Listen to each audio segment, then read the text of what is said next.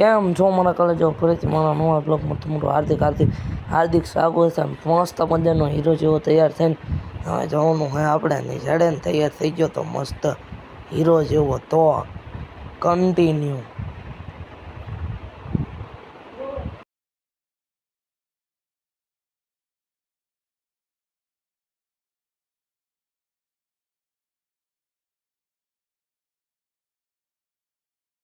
પછી મારા કોલેજો ગરમ કરીને લઈ હતા દૂધ ને હવે પીવાનું તો આપણે દૂધ।